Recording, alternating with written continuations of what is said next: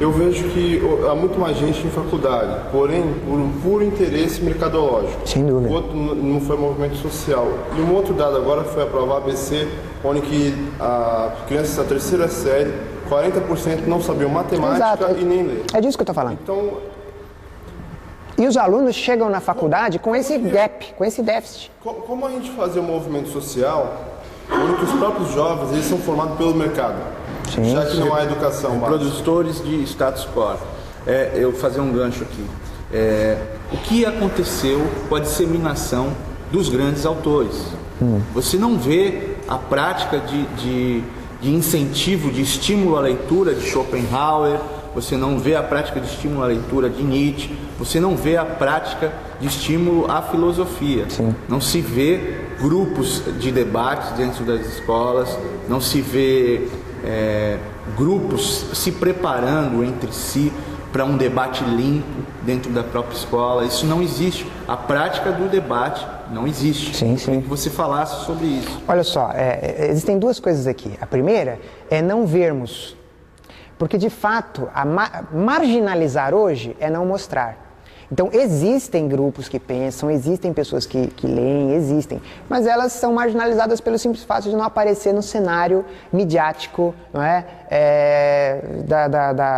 Enfim, do convívio social popular. Não é? Então, esse é um ponto. Agora, outro ponto, esses repertórios, digamos, de maior complexidade ou de maior nível crítico, eles colocam o sujeito numa determinada posição em relação à sociedade que as pessoas ou não querem estar, ou não têm condição de estar, ou simplesmente preferem não estar, que é uma posição muitas vezes de antagonismo a certos aspectos do senso comum, das tradições, das crenças disseminadas, da mistificação midiática, etc. Então, nadar na contracorrente, para você nadar na contracorrente, você precisa estar muito reforçado, né?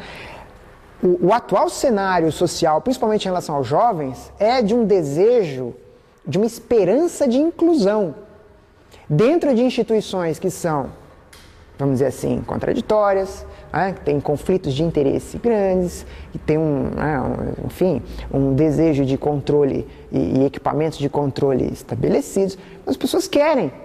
Elas querem estar incluídas. Inclusão virou a palavra de ordem. E esses pensadores não são os pensadores da inclusão bovina ou da inclusão irrefletida, mas sim de uma inclusão onde a autonomia tem vez, a emancipação tem vez, a crítica permanente, a reforma das próprias instituições ou a ruptura com elas, se for necessário.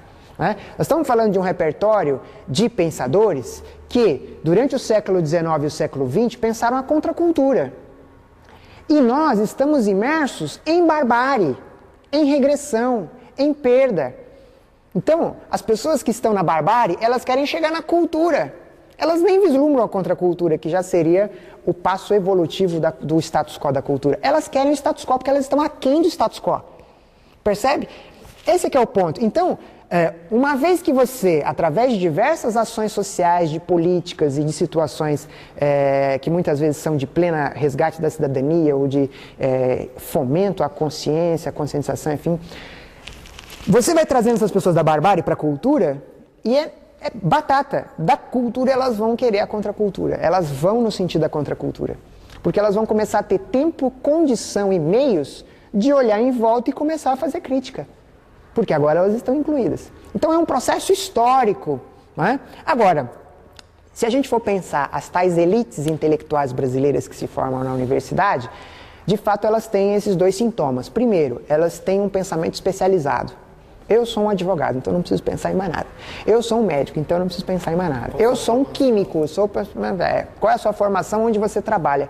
E o ser humano, ele não pode ser apenas esse ser unidimensional, de onde eu trabalho e o que eu trabalho é o que eu penso ou o que eu sou. Não, nós somos pluridimensionais. Né? E essa multidimensionalidade humana, ela é um fazer social.